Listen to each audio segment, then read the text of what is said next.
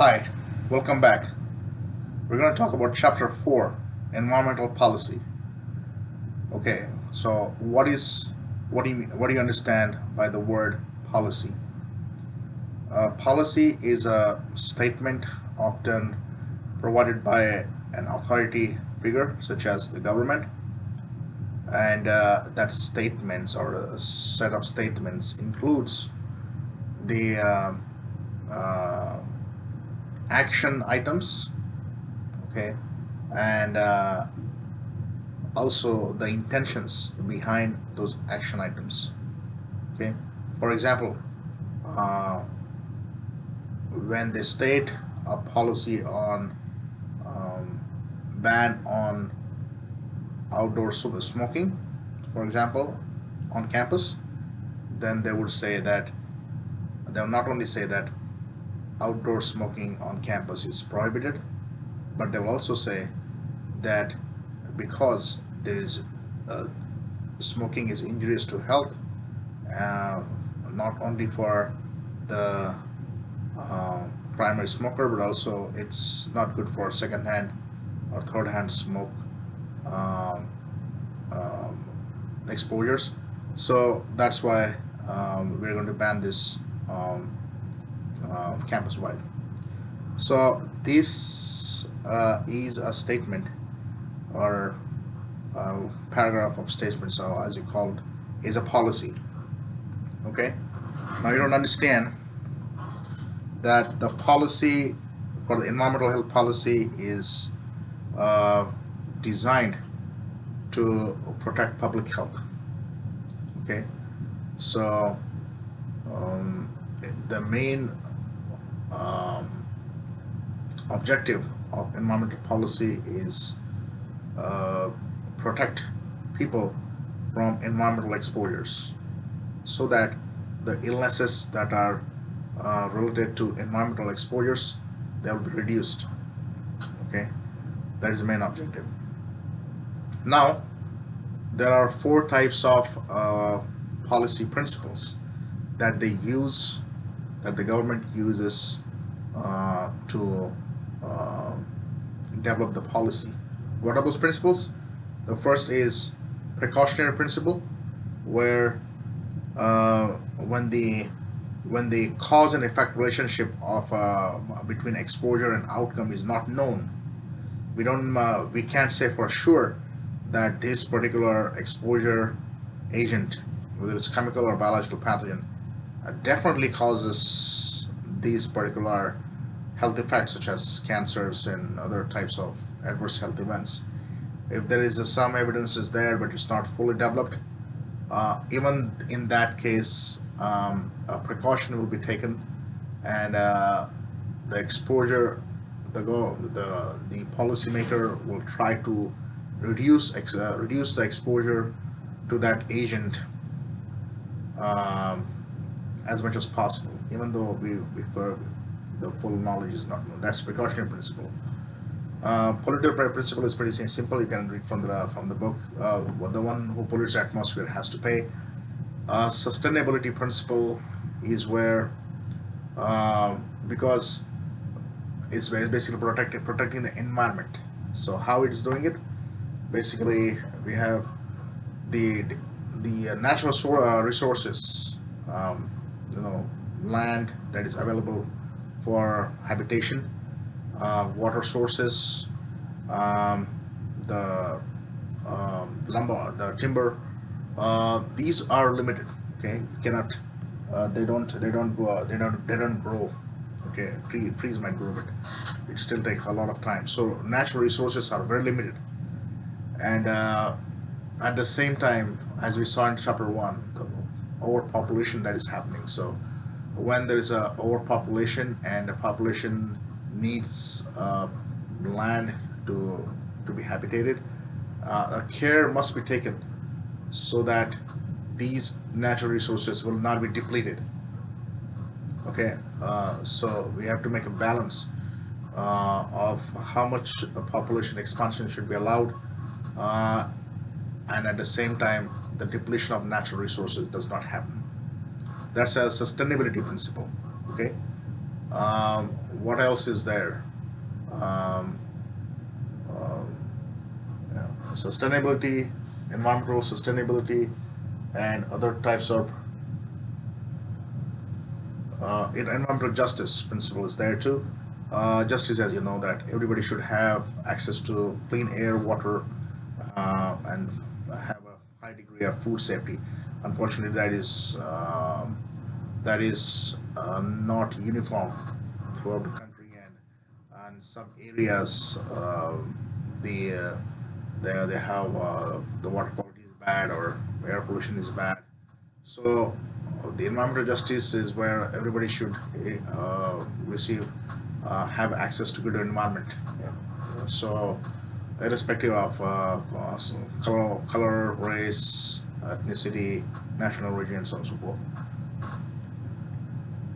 So as we discuss about these, one important thing that I would like to discuss is the the policy development. So the policy development procedure is very important that you should know, because a lot of questions will come from this. You need to know what are the barriers for each stage of policy development. So policy development, so these policies, they're not made overnight. Okay, there is a structure. So when there is a problem in the society, in the community, then the problem needs to be studied. So the the members in the community, which includes scientists, lawyers, and general public, they prepare a case that there is a problem that is happening, and there is activism is very important in these matters.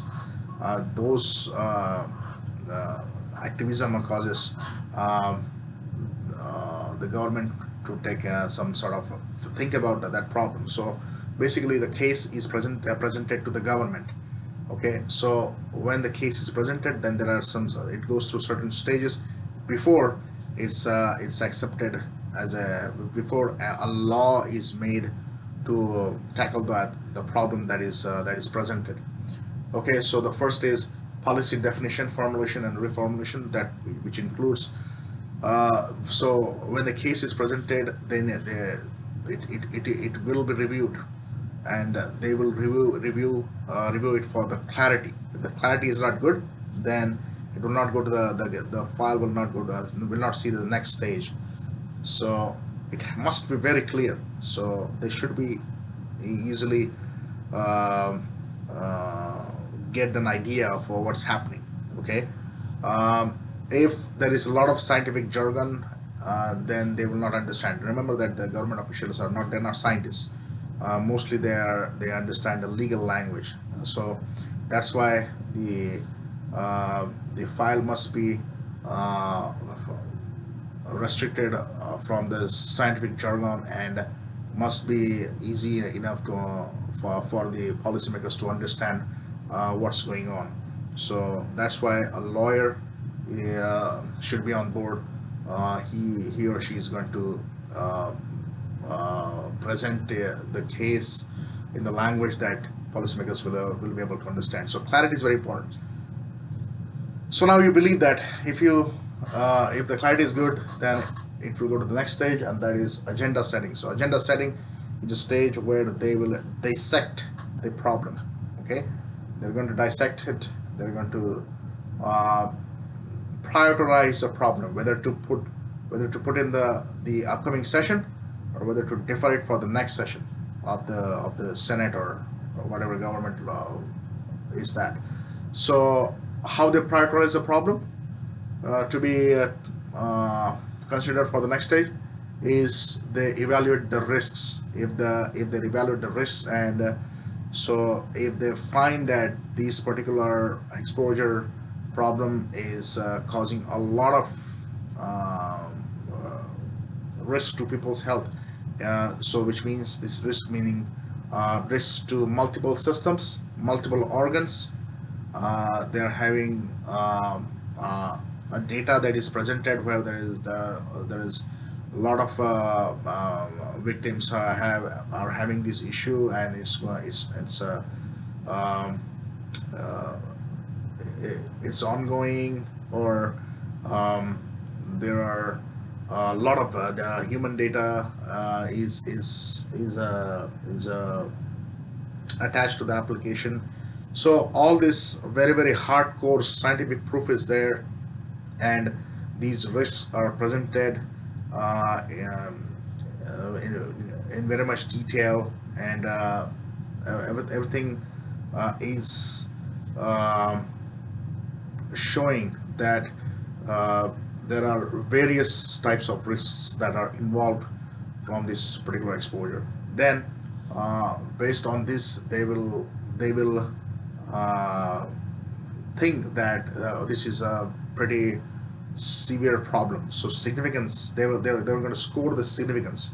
If the score significance is very high, then they will prioritize it, and they will put it on the floor for discussion, which means the next stage. Okay, so the barrier for this is not explanation of risks properly.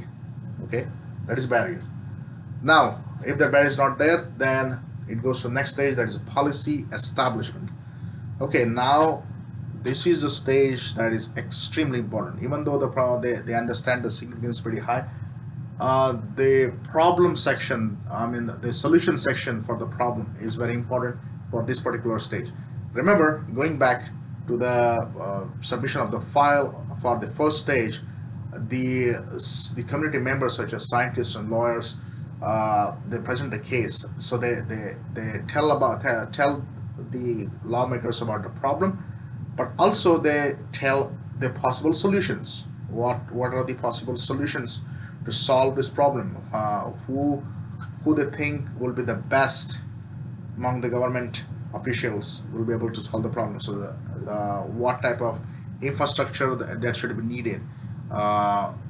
So for example, if they're um, uh, registered health inspectors or sanitarians, will they be involved in this, or um, air pollution board officials, they will be involved in this. Involvement meaning they will supervise the procedures for solving the problem and send things out. So basically, what type of infrastructure that they are proposing. Okay, all this have to be very clear, because in the stage 3, which is policy establishment, they're going to pick, they're going to choose, they're going to think about the problem solution, and they're going to designate appropriate agencies uh, to establish a framework uh, for um, from the implementation of the law. So, for example, if the problem was smoking, okay, smoking, um, indoor smoking, for example. Okay, so then they would. So the solution is that they would somebody will look for the emission testing, and so who is going to do the emission testing, and if the smoking, uh, meaning the smoke test reveals that there is a lot of smoking going on in the house, then how the person will pay and things like that. So all this framework has to be established. So that basically, when everything is set, uh, when all the sections are clear, which means the risks are clear, then the problem solution is clear, and the establishment of framework of the government is clear, appropriate agencies are found, everything, when everything is all set, it becomes a bill. Okay, now that is a bill that we call. Okay, which means that a bill is set. Okay, and that is policy establishment. Policy establishment, which means it's ready to be on the floor. Okay, so that is what this stage is. So the barrier for policy establishment is what? A failure of translation of science into practice. Meaning what? Meaning that we know that there is a problem, which is a significant problem, but the solutions that we are proposing are not practical, are too ambitious, or it will be very strenuous for the public health agencies to basically tackle the problem, and it will be very costly, and government may not have necessary resources for that problem, which is for the solution that is presented. So if they don't work out with a solution that is feasible, then the bill will tank. So so that's the third stage. So assuming that everything is all set, the bill is ready. Now it will be on the floor. That's the last stage, and that is a policy implementation. This is where things are out of the application applicator's hands, because this at this stage everything depends on the politics. Okay, so if the government, the party in the power, they have some set agendas, and if the problem that is meets falls into their agenda, then they will take care of it. If not, then they might defer it, or they might not they vote it down, uh, unless it is a significant emergency problem. It's a emergency problem that if it's not handled well, is going to cause so much of chaos. Okay, and if that happens, if they vote it down and the chaos happens, and then what's going to happen? Next election they will lose. So they anticipate that, and it's not just election, but they also have to look for the human lives, and this humanity aspect is very important. So that they look at that, if all these things are good, it is not, um, even if it's not in there on the agenda, but it is going to cause a lot of chaos, and human lives will be in danger, then they will definitely approve it for the solution. If not, then they might not disapprove. Remember, 95% of bills are not converted into law. So assuming that the political situation is good, then the bill will be converted into the law. So those are the stages. I went through these stages extensively, because those are the problems that those are the areas that I look for this chapter. Okay, so relationship of risk assessment to policy process. So there are two things. One is risk assessment. Another is risk management. Risk assessment is where they investigate the problems. Okay, they investigate the extent of the problem. So what is exposure agent, and the cause and effect relationship between exposure and outcome.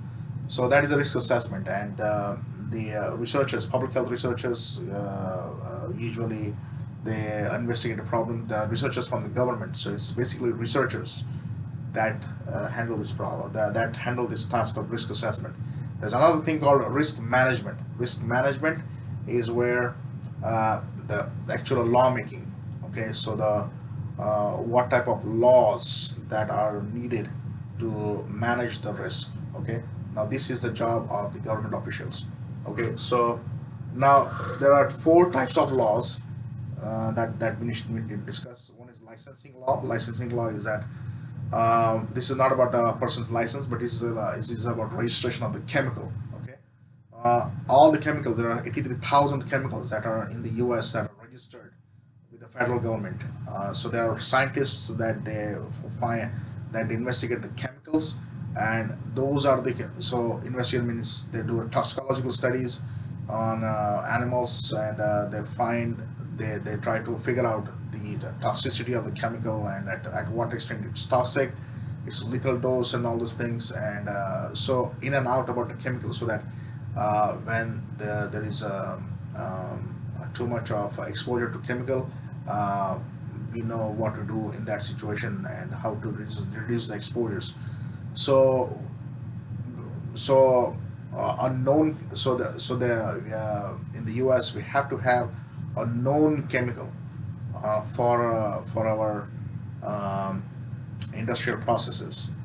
We cannot use a chemical that is not known properly, that's not registered for industrial processes. So in industrial processing, we have to have a chemical that is registered. Otherwise, it's a violation. So that's licensing law. Standard setting law is the standards that we have, right? For example, government standards. So we have standards for air quality, water quality, so emission standards, so emission control for water quality. There's E. coli standards for pathogenic contamination of water. So those standard setting laws. So there is a standard that must be set. Otherwise, it will be violation, and they have to cope up with all of the fines and other things. Control oriented measures. This is where people get confused. Control oriented measures is basically using an alternative chemical that is less toxic uh, in lieu of the toxic material to achieve the same job. Okay, for example, the packaging materials or toys that we make, that the companies make, uh, they if a toxic chemical that is used and it has very good applications in the industry, but it's toxic, then they will use a less toxic material with the same sort of capability of causing same uses. So that's control oriented measures.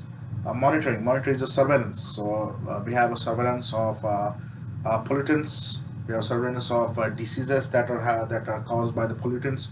So we know that these policies are working. If there's any surprises, any surge of diseases that are happening, any outbreaks are happening, so that we can manage the situation before it becomes worse. So that's monitoring and surveillance laws are very, very important. Okay, so then this is now there are two things: environmental impact assessment and risk and health impact assessments. So when the um, when the proposed project, so when there is a urban redevelopment project that is uh, designed and presented to the government officials, or any other types of projects like big projects, then dam or airport or any sort of very big nuclear power plant. These projects are the developer, the investor is presenting her case to the government, and once the approval and go ahead, then that time the government officials are going to do two types of assessments: environmental assessment and health risk assessments. Environmental assessments is where they're going to sort of anticipate if there is going to be any damage to the environment, that was endangered species, or any depletion of resources. That's sustainability principle. And when they do a health impact assessment, they want to see whether the residents' physical health or mental health or the sentiment, psychological health, will that be in jeopardy because of the proposed project. So that those are the assessments that they do: environmental or health impact. Basically, uh, health impact assessments are done when there is a dense population, and there is a likelihood that they want to figure out whether the likelihood of people getting sick from the proposed project. Environmental impact assessment is done in remote areas where they just want to do the environmental, but sometimes they might do like both. Okay, so you can read that, and then the case histories are there, and the government, the various levels of government, the world level. You need to understand which are the enforcing bodies and which are recommending bodies. For example, WHO, it's only recommending body; it doesn't enforce anything. EPA, on the other hand, is at the US level, so country level body, but it has enforcing powers. Okay, so you need to know which ones are enforcing, which ones are not. And there are different levels: state level and county level. Uh, uh, various boards are there dedicated for specific areas in within the environmental health, and you can look those. Um, and then there are various acts are there: Clean Air Act, Drinking Water Act, different Wastewater Act, and pesticide acts. So go through these acts and see what are the differences are there. You can go through and it's all be good. So I know this video was very long, and it might be helpful for you, so that quickly when you are trying to prepare for the exam, I think this will help you, and you can always go back to the textbook and teaching learning materials to figure out things on your own in more detail if things are not clear. Okay, sounds good. So we're going to have another chapter next week, that is vector control, and after that there is I'm going to post a review, and then after that, and the week following that will be a midterm exam. So I think next week, and is a vector borne control. Remember that it needs two chapters to finish chapter 5, and after that there's midterm, and I will post a review. I'm also going to post something for your writing assignment. Keep an eye on your Canvas. There will be a lot of links, and I'm going to post a video as well to guide you for the writing. Okay, keep watching these videos. If you miss these videos, you'll miss a lot. So please, thank you. See ya.